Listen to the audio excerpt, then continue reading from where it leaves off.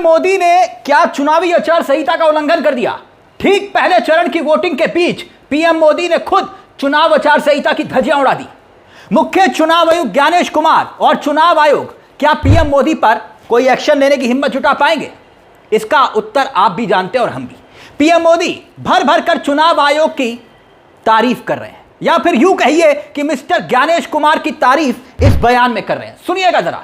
यानी एक तरफ वोटिंग हो रही थी पहले चरण की और दूसरी तरफ दूसरे चरण का प्रचार प्रसार अपने चरम पर। पहले चरण की वोटिंग पर जो बोल रहे थे, क्या चुनाव आचार संहिता का यह उल्लंघन है या फिर नहीं? सबसे पहले आप पीएम मोदी का यह बयान सुनिएगा और फिर जिस चुनाव आयोग की और मिस्टर ज्ञानेश कुमार गुप्ता जी की तारीफ मोदी जी भर भर कर रहे थे, उसके पीछे का राज क्या है? देश के भीतर एक नई बहस छिड़ने वाली है, क्योंकि आप जानते हैं आज तक के रिपोर्टर ने बीजेपी के एक प्रत्याशी से पूछा कि स्याही कहां है, वोट तो डाल के आए। वो कह रहे वोट डाल के आया लेकिन स्याही नहीं लगी। समझ रहे हैं आप इस बयान का मतलब? इस बयान का मतलब हम आपको समझाएंगे, लेकिन दिक्कत यह है कि प्रधानमंत्री नरेंद्र मोदी पहले चरण की वोटिंग का जिक्र करते हैं जहां पर मतदान चल रहा हो।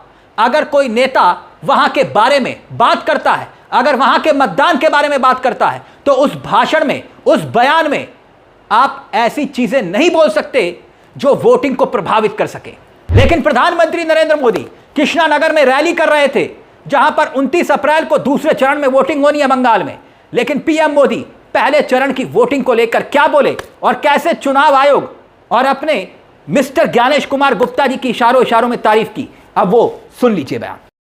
लोकतंत्र का ये उत्सव हमें पूरे जोश से मनाना है और मैं देख रहा हूं, मैं जब से राजनीति में आया हूं, मैं शायद कह सकता हूं ये पहला ऐसा चुनाव है पिछले 50 साल में, पिछले 50 साल में ये पहला चुनाव ऐसा है जिसमें हिंसा कम से कम हुई है। वरना हर हफ्ता किसी को फांसी पर लटका देते थे और बोल देते थे आत्महत्या कर दी। यानी एक प्रकार से गुंडा राज चलता था। मैं इलेक्शन कमीशन का हृदय से अभिनंदन करता हूं कि उन्होंने लोकतंत्र की फिर से एक बार बंगाल की धरती पर प्रतिष्ठा की है। शांतिपूर्ण मतदान करवाने में इलेक्शन कमीशन की ये सफलता, ये बहुत बड़ी सिद्धि है। मैं यहां के सरकारी कर्मचारियों का भी अभिनंदन करता हूं कि वे भी इस बार शांतिपूर्ण मतदान में बहुत जिम्मेवारी पूर्वक अपनी भूमिका अदा कर रहे हैं। और अब तक की जो मुझे जानकारी मिली है, मतदान भी पुराने सारे रिकॉर्ड तोड़ रहा है। अभी तो बीजेपी नेता वोट देकर आए और उंगली पर स्याही का निशान नहीं था। इस खबर को हम आपको दिखाएंगे, लेकिन हैरान करने वाली खबर उस पर हम आए, मगर प्रधानमंत्री नरेंद्र मोदी का यह बयान क्या अपने आप में हास्यास्पद नहीं है? क्या वाकई में सोचने पर मजबूर नहीं करता? चुनाव आयोग की इतनी तारीफ क्यों? मतदान हो रहा है पश्चिम बंगाल में, ठीक पहले चरण का मतदान हो रहा था, 12:30 बजे इतनी तारीफ कर डाली।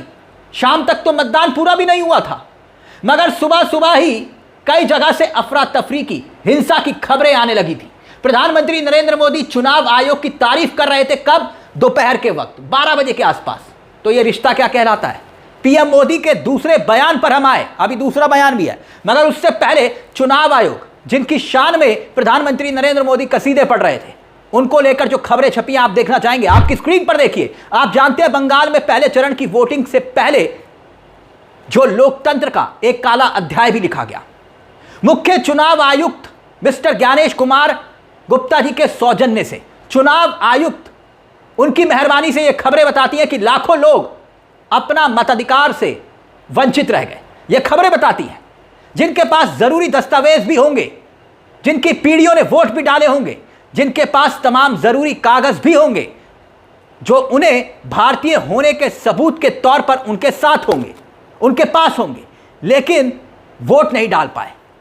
क्योंकि ज्ञानेश कुमार गुप्ता ने जिस तरह से एसआईआर की प्रक्रिया की, जिस तरह से लॉजिकल डिस्क्रिपेंसीज यानी कि तार्किक विसंगतियों के नाम पर 27 लाख लोगों को दरकिनार कर दर दर की ठोकरें खाने को मजबूर कर दिया, उसके बाद लाखों लोग मताधिकार का इस्तेमाल नहीं कर पाए और पीएम मोदी तारीफ कर रहे थे। स्क्रीन पर आप देख सकते हैं आज की तमाम खबरों की हेडलाइंस, टाइम्स ऑफ इंडिया हो, इंडियन एक्सप्रेस हो, ये तमाम हेडलाइंस हैं। और ये हेडलाइंस क्या कहती हैं? ये कहती हैं कि 27 लाख लोगों को तार्किक विसंगतियों के मामले से उसी आधार पर मताधिकार से वंचित किया गया। और जो ट्रिब्यूनल की सुनवाई हुई, 650 लोगों की सुनवाई हुई और 149 नाम, सिर्फ 149 नाम जुड़ पाए जो वोट दे पाएंगे, यानी लाखों लोग वंचित रह गए। और मोदी जी तारीफ कर रहे हैं उसी चुनाव आयोग की, क्योंकि वहां पर मिस्टर ज्ञानेश कुमार गुप्ता जी है। अब ये खबरें देखिए, दूसरा बयान मैं आपको सुनाऊंगा पीएम मोदी का, मगर खबरों को देखिए, हैरान करने वाली खबरें हैं। एक खबर हमने आपको दिखाई थी कि बीजेपी उम्मीदवार उंगली पर स्याही नहीं, सुना आपने? हैरान करने वाली खबर है, बड़ी गजब बात है। बकायदा कैमरे के ऊपर आप देखिए, उन्होंने कबूल किया कि हां वोट डाल के आया लेकिन स्याही नहीं लगी। और यह सब इत्तेफाक भाजपा के नेताओं के साथ ही क्यों होते हैं? भाजपा के एक उम्मीदवार, बकायदा उम्मीदवार से पूछा रिपोर्टर ने, सबसे पहले यही पूछा जाता है ना कि आपने वोट डाला, तो सामने वाला शख्स कहता है हां डाला, तो कहते हैं कैमरे पर उंगली दिखाओ।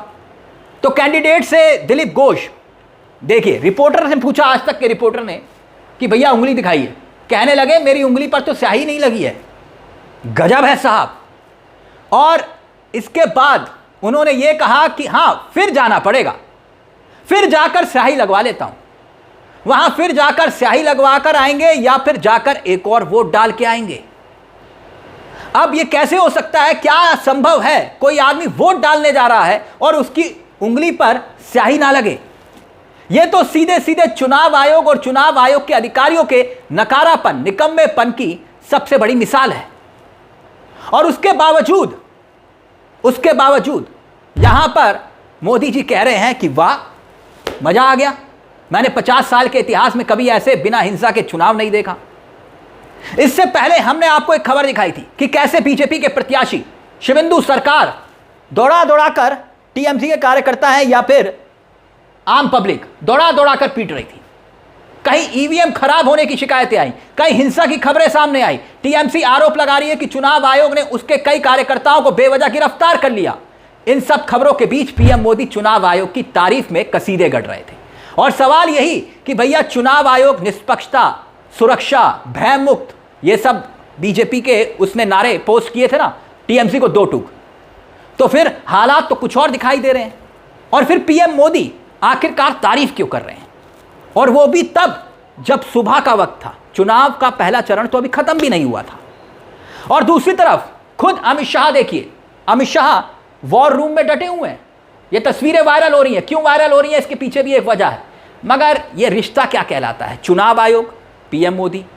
क्योंकि दूसरा सवाल यही खड़ा होता है कि चुनावी आचार संहिता के उल्लंघन को लेकर, क्योंकि पीएम मोदी ने पहले चरण की वोटिंग का जिक्र किया उसी भाषण में। रिकॉर्ड मतदान होना चाहिए, अच्छी बात है, होना चाहिए, यह बात पीएम मोदी ने कहनी चाहिए, लेकिन बात यहीं पर खत्म नहीं होती। मतदान का जिक्र करते करते वो अपनी चुनावी घोषणाओं का जिक्र करते हैं जो मतदाता को प्रभावित करती है। हमारी सरकार आई तो हम इतना पैसा दे देंगे, महिलाओं को इतना पैसा देंगे, बेरोजगारों को इतना पैसा देंगे, गर्भवती महिलाओं को इतना पैसा देंगे, किसानों को इतना पैसा देंगे। तो क्या ये सीधे तौर पर चुनावी आचार संहिता का उल्लंघन होता है या नहीं होता? क्योंकि सारी बातें लोक लुभावन बातें हैं, लेकिन क्या चुनाव आयोग कोई एक्शन लेगा? इसका उत्तर आप भी जानते नहीं। आप देखिए, इस बयान को भी सुनिएगा, सुनिए जरा। कुछ दिनों पहले असम, केरलम और पुडुचेरी में भी मतदान संपन्न हुआ है। वहां भी रिकॉर्ड मतदान हुआ है। पहले भी हमने देखा है देश में जहां जहां भारी मतदान हुआ है वहां बीजेपी को प्रचंड विजय मिली है, प्रचंड विजय मिली है। बेटे गिर जाओगे, बैठो बेटा, परमात्मा आपको सुखी रखे, बैठो बेटा, गिर जाओगी। अरे आपके हाथ में जो कमल है ना वो खिलने वाला है।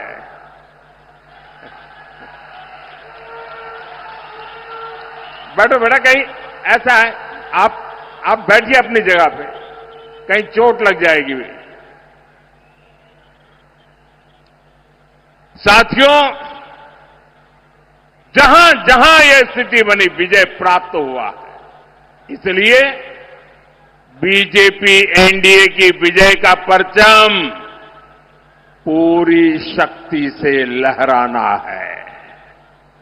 ये लहराने वाला है,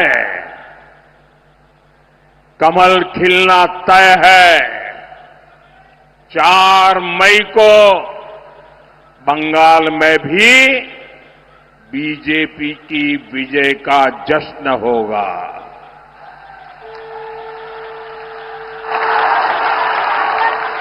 मिठाई भी बटेगी और झालमुरी भी बांटी जाएगी। वैसे मैंने सुना है कि झालमुरी ने भी कुछ लोगों को जन्नाटेदार झटका दिया है। झालमुरी मैंने खाई, लेकिन झाल टीएमसी को लगी है।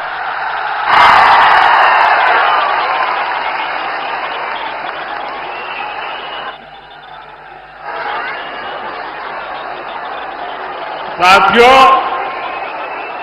यहां तो टीएमसी के विधायकों, मंत्रियों, लोकल नेताओं और इनके सिंडिकेट के खिलाफ इतना गुस्सा है, इतना गुस्सा है कि कई जिलों में टीएमसी का खाता तक नहीं खुलेगा।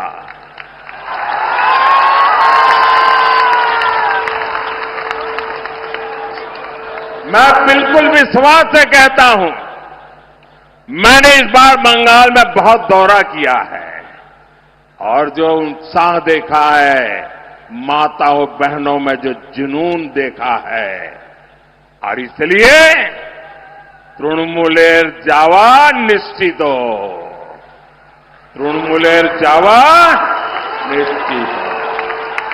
तो पीएम मोदी पहले चरण की वोटिंग का जिक्र करने के बाद इस तरह से 4 मई की पार्टी का जिक्र कर रहे हैं। मिठाई बटेगी, झालमुड़ी बटेगी, कहते हैं कि झालमुड़ी मैंने खाई और झाल टीएमसी को लग गई। तो झाल तो मणिपुर की महिलाओं को भी लगी है, आपके समर्थकों को भी लगी है। लिस्प्रिया, आप देखिए ना, जो एक्टिविस्ट है, एक छोटी सी बच्ची जिसने आपके नाम के कभी पोस्टर कार्ड बनाए थे, मोदी जी आपको धन्यवाद किया था, आज जानते हैं वो क्या कह रही है? कह रही है कि मणिपुर जल रहा है, हमारी सरकार चुनाव प्रचार में व्यस्त है। लिस्प्रिया की देखिए ट्वीट आपके सामने मैं रखना चाहूंगा, जिसमें साफ तौर पर प्रधानमंत्री नरेंद्र मोदी को सुनाया है उसने, और कहा है कि हमारे नेता, हमारी सरकार चुनाव प्रचार में व्यस्त है, उन्हें मणिपुर में दिखाई देना चाहिए था, लेकिन मणिपुर से दूर है।